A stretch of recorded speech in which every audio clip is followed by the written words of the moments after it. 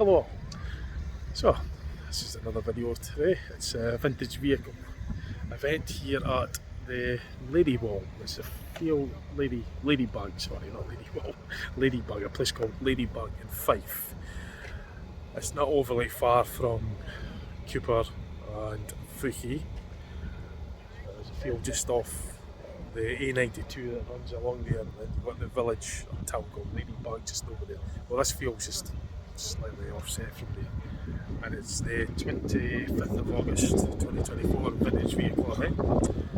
So you can see there's a selection of cars, buses, military vehicles, commercial vehicles, lorries and other things as well. So I'm going to have a look around. I arrived here about half an hour ago. I came through on the Mark II, Volvo Ailshire, ex-Tayside buses. I remember it very well when it was in service. I'd done a video just last week actually. I was at Lathaman Bus Museum, 3-part video. I went through to Lathaman on that bus, so I've got footage of the inside of the bus and also during the journey from to and from Lathaman. So I'll get a close-ups of that as well. So what I'm going to do is get myself somewhere, something to eat, and so I'll go around and take photographs and footage for you and share it with you. So, hope you enjoy what you see. So, we've basically just parked our bus here alongside some of these old fire engine and other old lorries. So there's a lot of footage on this on the Lathaman Bus Museum videos.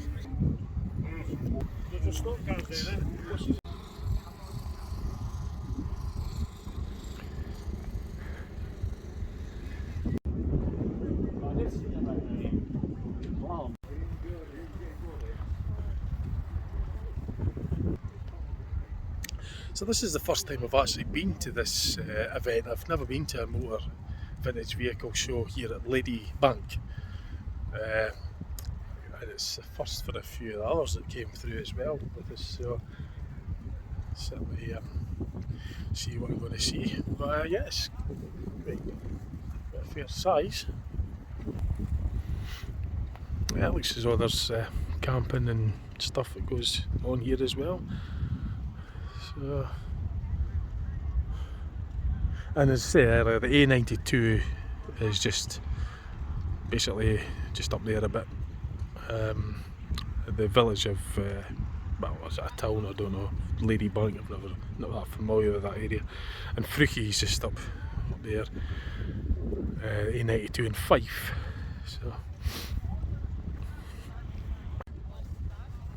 So yeah, it's quite covers quite a wide area.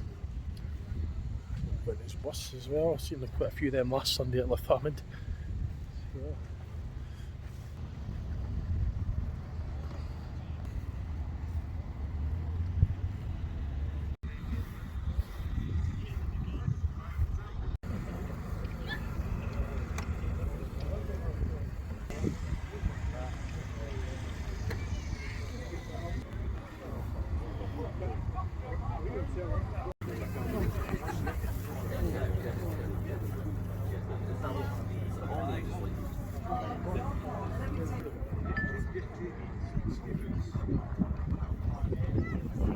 So there's an old Allegro car. I used to have one of them. We used to have one of them in the 80s. Ours was an N Reg 1500 Mark 1 square steering wheel. I think this has got like Van der Pla grill on it or something. A V-Reg, probably a Mark II or something, but I've seen this one before quite recently. I think it was at Glam's Motor Extravaganza just a few weeks ago, or a couple of months ago. A month ago, it was actually just over a month ago. I was at Glam's and I'm sure I saw this one. Probably was the same one. Yeah, there's the specifications. It's the same spec as ours. It's 1500. But this has been like the top of the range. Ours was a super I think, or was it a special? See, there's a different dashboard in the Van der Pla. I always had the hexagonal, regular hexagonal type dashboard, which is the standard one, whereas the Van der Pla has a more flush kind of maroon type dashboard. So, but yeah, the concept of the cars virtually the same. You know, it looks exactly more or less the same as our car did. Just the grills, a noticeable difference visually in the exterior. Ours had the same headlights as well. That's a standard sort of halogen or halo gas headlights or something. It was gas sealed, so you couldn't change the bulb. You think you had to change the whole unit. Well, ours anyway was certainly a halogen sealed unit. I remember my dad saying that. I don't know if that's changed or not, but yeah, so that's the Allegro. Nice seeing one of those again, brings back memories. Although it's a Van der Pla, it still resembles ours. There's a Mark 1 Escort, brown one, 3-door, just up there. I'll be having a closer look at that later. Just up in the distance there, you might just make out one of those as well, Mark 3, a Mark 1 Escort. Oh, I had a Mark 3 Escort as well. I had lots of Ford Escorts in our family. My very first car was a Mark 3 1.3 CVH 3-door Celtic Bronze X-Reg Mark 3 Escort. It was a rust bucket and a bangers, but it was my very first car. Back in 1995, an X-Reg car was 13-year-old. I only paid £300 for it. So, but I passed my test first time, 1st of March 1995, and I was just dying to get a car, so I bought the first one I saw. I was a heap of scrap, mind you, but I did run. I had some fun with it. It was great when the exhaust fell off, because it did actually genuinely fall off, and it was loud as anything going up the road. And I was in the early hours. I dropped my mate off at his house, and I was giving my other mate a lift home, and we got to Arden Drive, and the exhaust fell off. And my mate was actually, that I dropped off in Charleston, he heard it all the way from there. And that was a Saturday, about 2 in the morning. So, of course, that was fun. But it sounded good, but I had to get it fixed. Anyway, all loads of car stories, but I'll just show you what's here just now though. There's some static engines up there as well, I heard them. I'll be having a look at those later. First thing I'm going to do though is get something to eat in a bit peckish, and then I'll continue on. But before I do that, I'll show you this Mark 1 Escort. So there's a food bar up there, I'll get a bite to eat from one of those just in a moment. But I'll quickly show you this Mark 1. It's an L-Edge. Mark 1 Escort. Ours was a K-Edge, but this is actually a 1300L. Ours was a 1300L as well, but this has slightly different wheel. It's got hubcaps on them.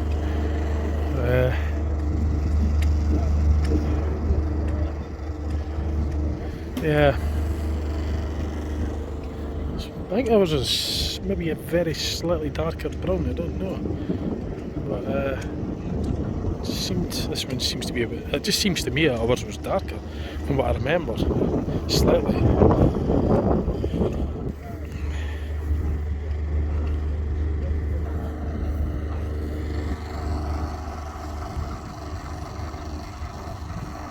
So yeah, that does bring back memories. Ours got engine blew up in 1986 on the way up to Windsor, up to Hatton. It was going up to summer roads on weekends as well, and the engine was old, but just kind of like I think the cylinder head went on or something. I remember that clearly, smoke and everything. It was a shame, it was sad. I was always wanting to fix it, but I never got around to it. I ended up just getting sold. It's the layoff road for ages anyway, so I think the other owner got another engine in it or something. But this is anyway. That brings back memories of these days anyway. When all these early days, we used to go to the scrapyard to get parts and everything. Dad changed the cylinder head, I used to watch him do all these repair works. But yeah, I just look at that and it brings me back, puts me back in time, just brings back memories. It's certainly nostalgic for me anyway, because these are cars that I really enjoy, and I remember seeing lots of these models about all the time. So, I'm going to get a bite to eat and then I'll continue on having a look at them.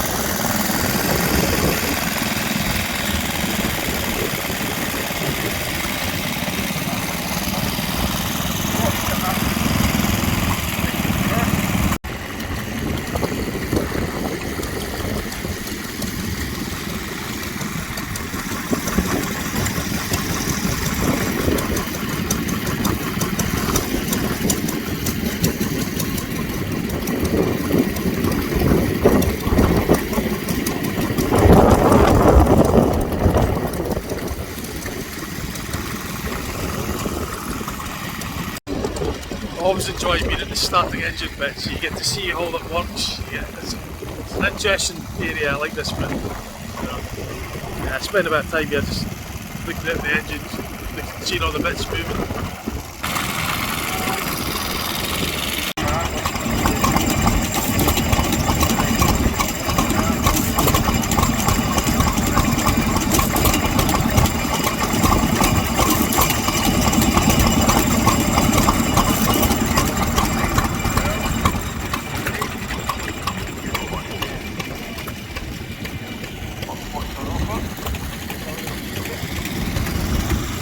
There's also some big steam engines up there as well. We'll be able to look at those shortly.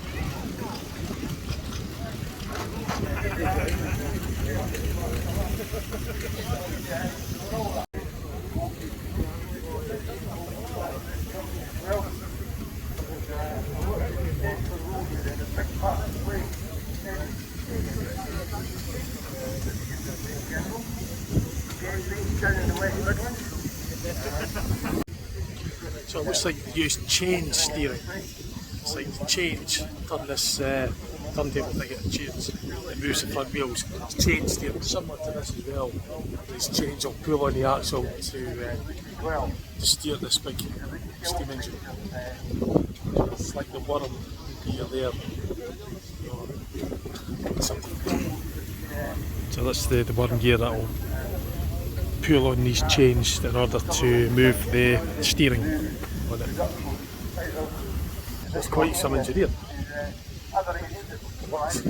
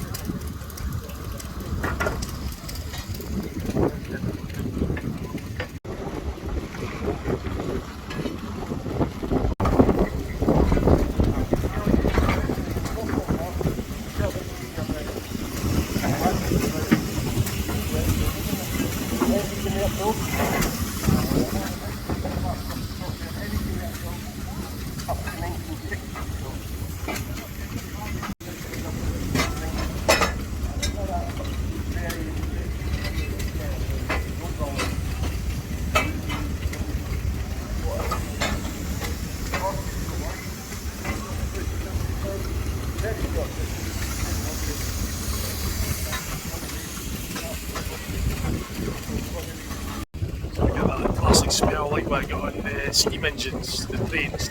Well, it is a steam engine actually, but the steam chains, the same principle more or less. Exterior boiler, external combustion engine. And I can see them putting the coal in, shoveling the coal into the boiler, into the furnace in order to boil the water. Wow, this is something. This is an exterior internal combustion engine and it's full glory. You can see the actual combustion. Oh, that's quite something.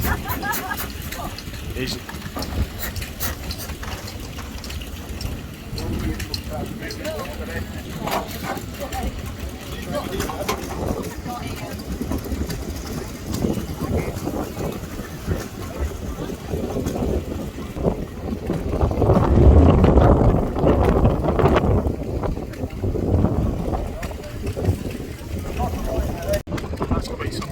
I just saw the hammers and the burning coals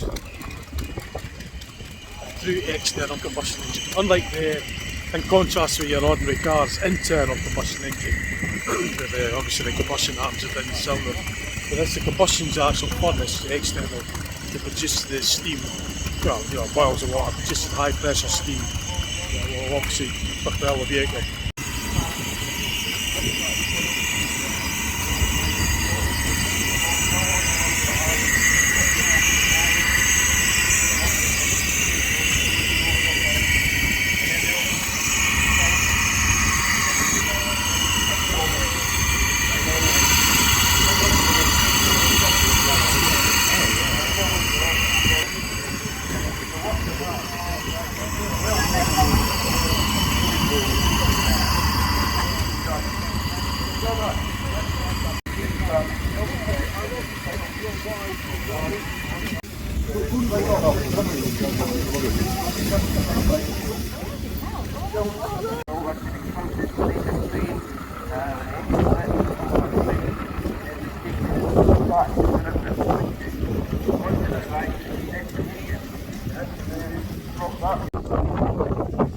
So there's like a bit of a sort of arena, a centre arena, where the vehicles will be going round, like it's going to display something similar to that they used at the Rams Motor Extravaganza. So there's a bit of a programme on, but I haven't got a programme, so I'm just sort of just seeing what's happening as I go along.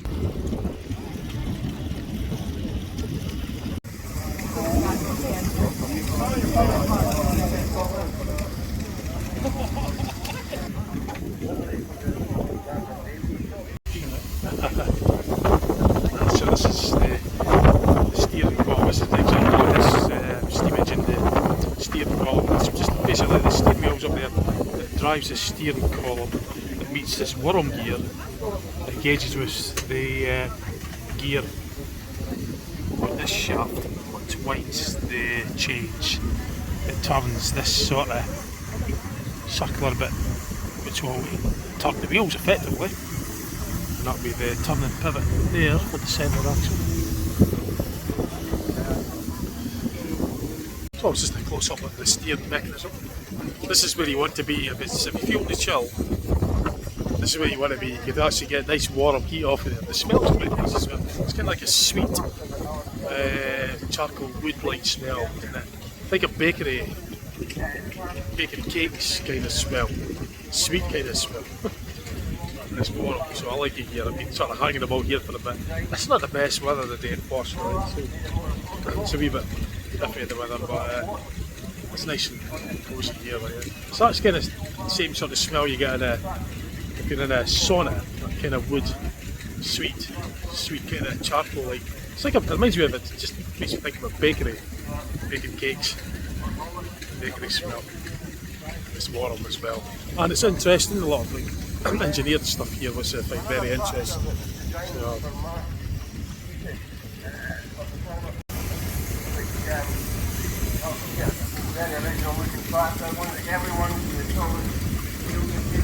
I think this will be the stainless steel boiler, or maybe be a heat shield or something that's on the outside. The boiler will be behind that, I presume. This is at the bottom of the boiler. Maybe a bit of footage.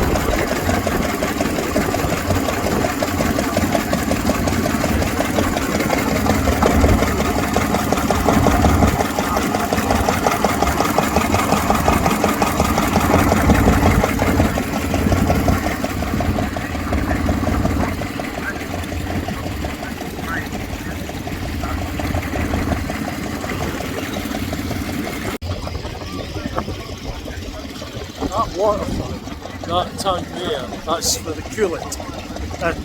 Yeah, the coolant, the water, that's just to cool the engine. I just wonder what these are for. There's a lot of them on the tops of the engines.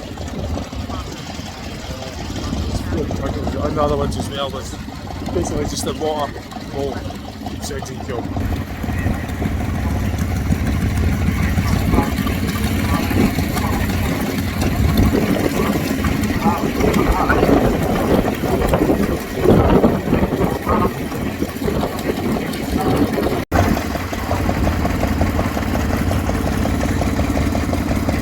There's obviously two separate water circuits. That's water will be getting sucked up from a tank under there or something and then pumped back in.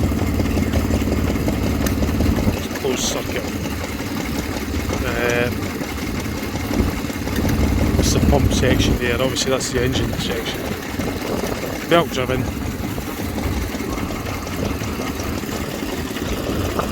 Closed circuit water. It's basically a closed circuit water flow. Well, they're all closed circuits because the water's just circulating up for the demonstration.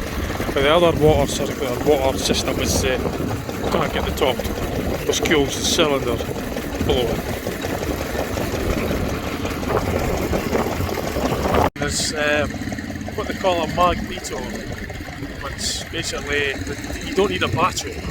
You just start it up with the start handle or whatever, go cord, and itself produces the electricity for the spark plug. It uses coil wire, it's a magneto, magnet coil wire, and then every now and again the spark will, depending on the governor setting, when it starts to slow down the governor, weights will come down, because the centrifugal force keeps the governors open, so when it slows down the spring pulls the governor closed, well split naturally because there's no centrifugal force. And in doing so it opens a valve, a little more pedaling or something, it basically governs the speed. I'll just give you'll hear the spark, the ignition, and that gets the engine going again, and then the big flywheel keeps the momentum going. So it's quite fuel efficient in that respect, and the momentum keeps it going most of the time. Now this is nice by the way, up ahead it's all Capris. I'm going to get myself up there and have a look at that. I don't want to miss this, so I'm going to have a look at the Ford Capris. That's my favourite car from the 80s. At the time in the 80s I always liked Capris, I was always wanting one. So I'm going to have a look at this parade.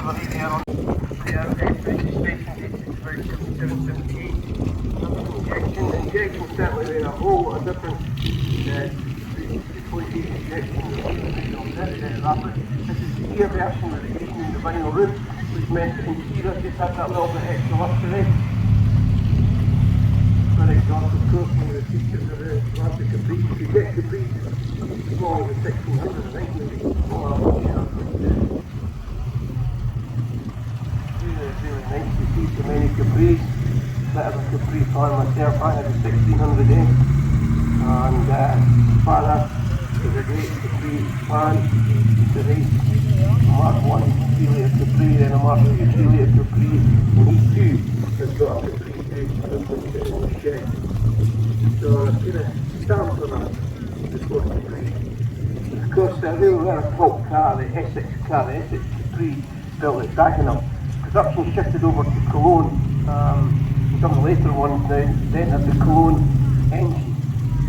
A slightly different engine that went on to electronic ignition, etc. And the bell housing on the Cologne car and the Essex cars were different as well.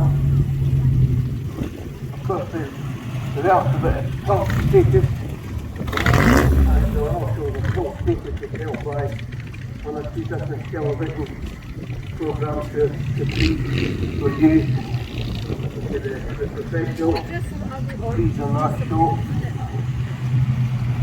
Of course, the name has a certain ring to it, I like the Capri, and got that kind of romantic cachet to it. But of course, it was the performance that really made the Capri stand out.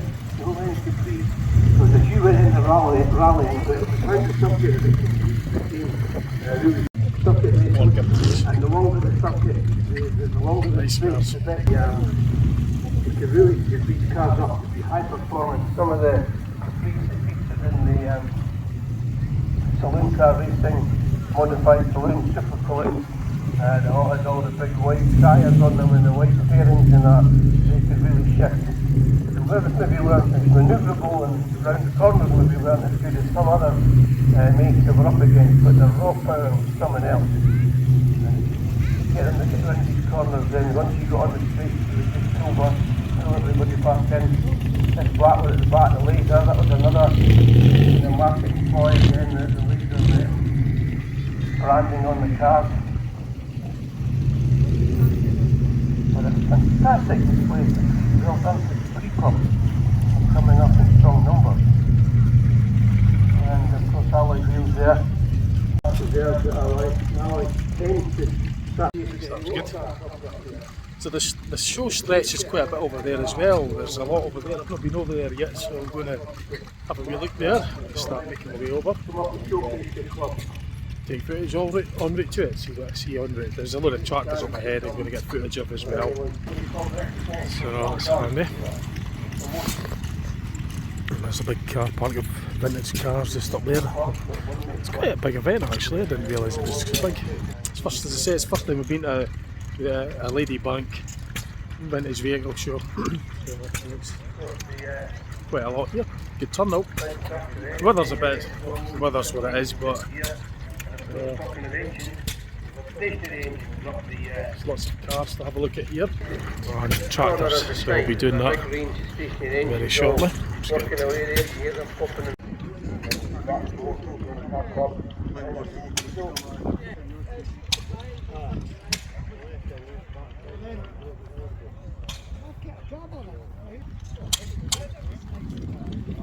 Hopefully, cars moving about, take care when they make their way up here.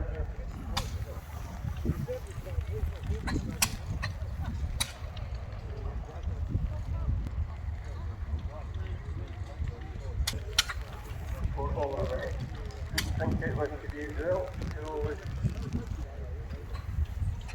the hot drink and a cold drink or some food. Ice cream, all there today. I noticed you do that a lot of the events you go to now, you do it like some yes, but Orlando would go to events, Rice Taylor or Beaufort Taylor or anything like that, all some of the news that means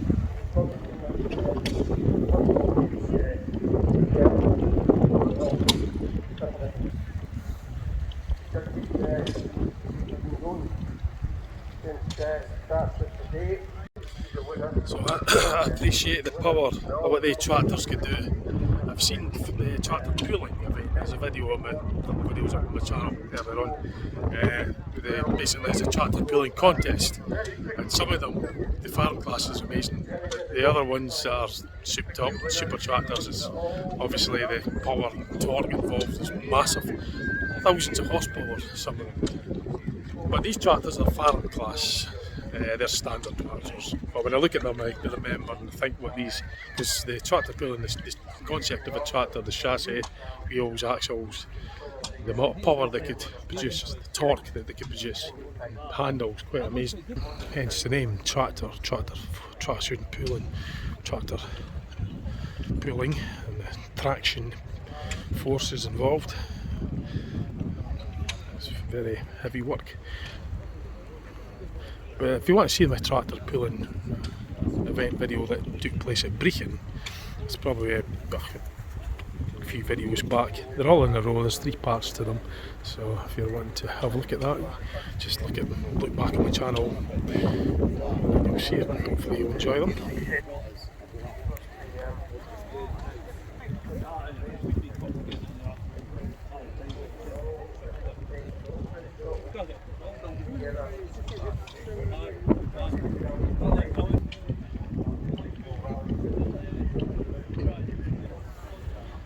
Massey Ferguson, that seems to be a popular, famous tractor brand.